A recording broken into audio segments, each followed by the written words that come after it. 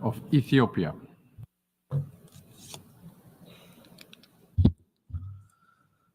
Mr. President, I take the floor in the exercise of right of reply against a statement delivered by a representative of Egypt against my country, Ethiopia. The extensive statement by Egypt's representative can be summarized in short as categorically rejection of our efforts to ensure dignified life to our people. While we share no border, Ethiopia is linked with Egypt through the Nile.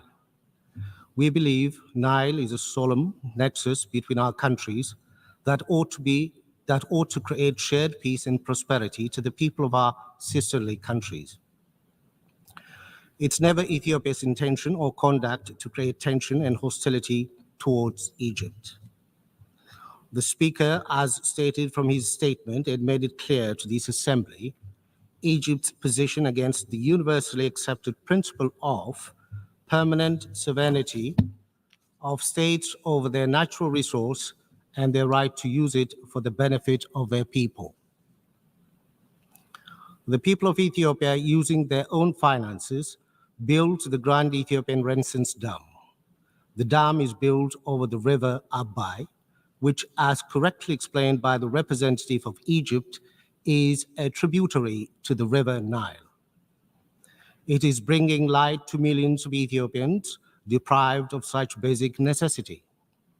It is bringing integration to our region through energy, trade, and connectivity.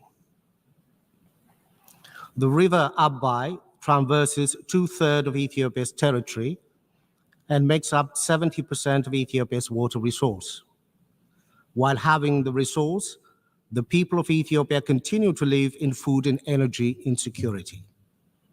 More than half of our 120 million population needs access to clean water and electricity.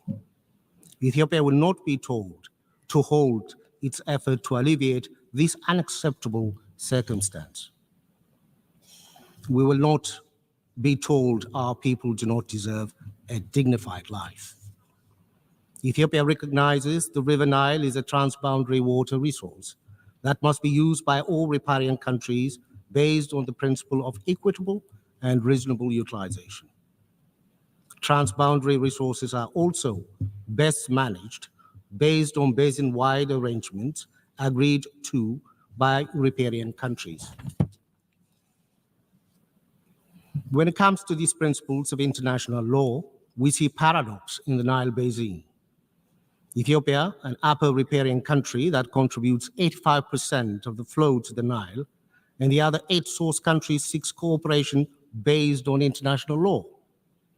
Egypt, the lower riparian country that contributes no flow to the resource, relentlessly works against cooperation and undermines international principles. It advocates for monopoly based on colonial era arrangements, seeks a veto over the water development efforts of the countries that originate the water.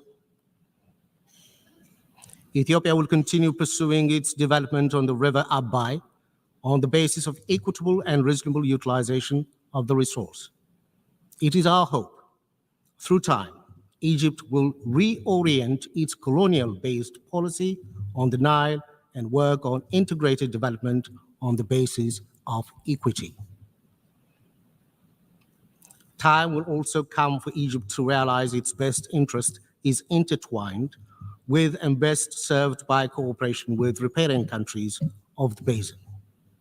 More importantly, the old playbook that seeks to secure unfettered flow of the Nile by preoccupying the source countries with conflict and insurgencies will not work.